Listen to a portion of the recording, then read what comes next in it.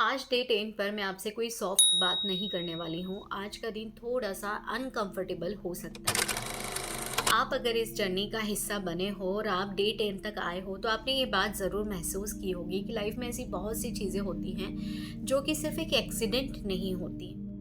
वही same type के लोग, सेम टाइप का दर्द और वही सेम टाइप के कॉन्फ्लिक्ट्स।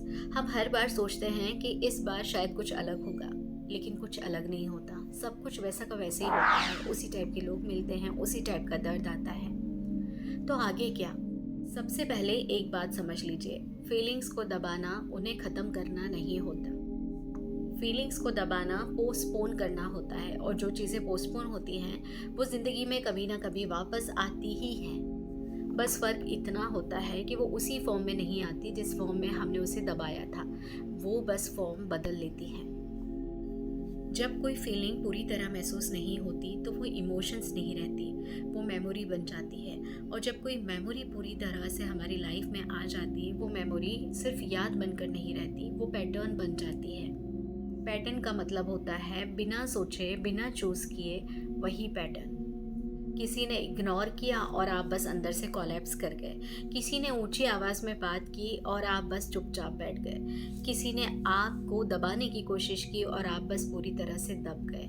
ये चीज़ें कॉन्शियस लेवल पर नहीं होती, ये चीज़ें तब होती हैं जब आप अपनी फीलिंग्स को बार बार दबाते चले जाते हो। तब ये कहीं ना आपकी लाइफ में एक ऐसा पैटर्न बना देती है जहाँ पर आप किसी भी चीज़ को एक्सप्रेस नहीं कर पाते, किसी भी बात को एक्सप्रेस नहीं कर पाते, और आप अपनी फीलिंग्स को पूरी तरह से दबाते चले जाते हैं, दबाते चले जाते हैं। अब यहाँ पर एक बात समझना आपको बहुत ज़्यादा ज़रूरी है। लाइफ आपको पनिश नहीं कर रही, लाइफ क्रूअल नहीं है। लाइफ रिपीट इसलिए करती है क्योंकि आपने पहली बार में पूरा काम नहीं किया, और लाइफ का काम होता है इस काम को पूरा करवाना।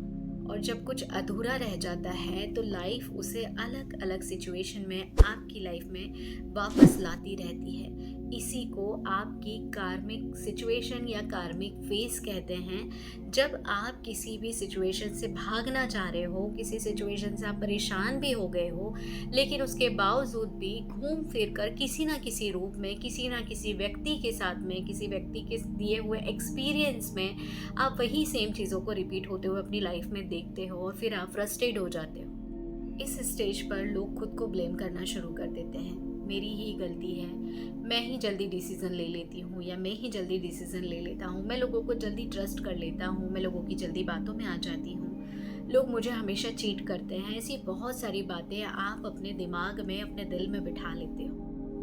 एक बात आप हमेशा याद रखिएगा कि ब्लेम करने से पैटर्न्स नहीं टूटते। ब्लेम फिर से एक लेयर बना देता है जहाँ पर हम वापस से सारी चीज़ों को ना तो महसूस कर पाते हैं, ना ही एक्सप्रेस कर पाते हैं।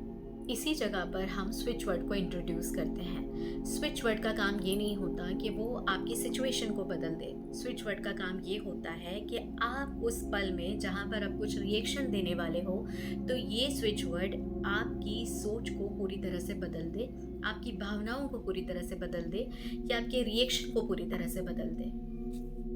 डे 10 का स्विच वर्ड है टुगेदर, एक्सेप्ट एंड रिलीज।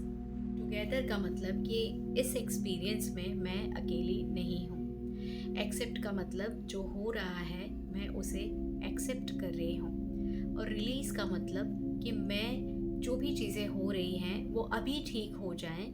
मैं ऐसा बिल्कुल भी फोर्स नहीं कर रही हूँ, मैं इस सिचुएशन को अपने दिमाग से रिलीज़ कर रही हूँ। सोचो, किसी रिलेशनशिप में आप बार बार वही दर्द फील करते हो।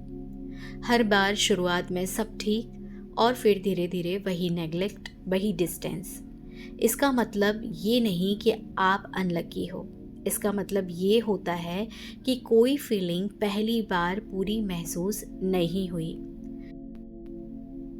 डे 10 पर मैं आपसे ये नहीं कह रही हूँ कि आज ही सब कुछ ठीक हो जाए, या मैं आपसे ये भी नहीं कह रही हूँ कि अब सब लोग बदल जाएंगे। डे 10 सिर्फ इतना करता है कि आपको ये दिखाता है कि पैटर्न का जन्म कहाँ होता है। अगर आज का वीडियो आपको थोड़ा सा हैवी लग रहा है तो इसका मतलब है आप गलत जगह नहीं आए हो। इसका मतलब है आप सही जगह पर हो। कल डे 11 पर हम और गहरा जाएंगे और देखेंगे कि इन पैटर्न्स के नीचे कौन सा इमोशन छुपा होता है। आज के लिए इतना काफ़ी है। अगर आपको ये वीडियो समझ आया हो, पसंद आया हो, तो इस वीडियो को लाइक ज़रूर कीजिएगा और चैनल को सब्सक्राइब करना बिल्कुल भी मत भूलिएगा। और आपके आसपास ऐसे कोई भी लोग मौजूद हैं जिनको इस तरह की किसी भी हीलिंग की ज़रूरत है, तो उनसे इस वीडियो को शेयर ज़रूर कीजिएगा। कुछ भी अगर आपको ऐसा लगता है कि आप उनसे पूछना चाहते हो, कुछ डिस्कस करना चाहते हो, तो आप कमेंट सेक्शन में जाकर लिख सकते हो। आपके हर एक सवाल का जवाब देना मैं सौभाग्य समझूंगी। और कहीं कोई डाउट है तो बिल्कुल आप मुझसे पूछ सकते हो। बाकी मिलेंगे अब नेक्स्ट वीडियो में। तब तक के लिए thank you so much. Thanks for watching.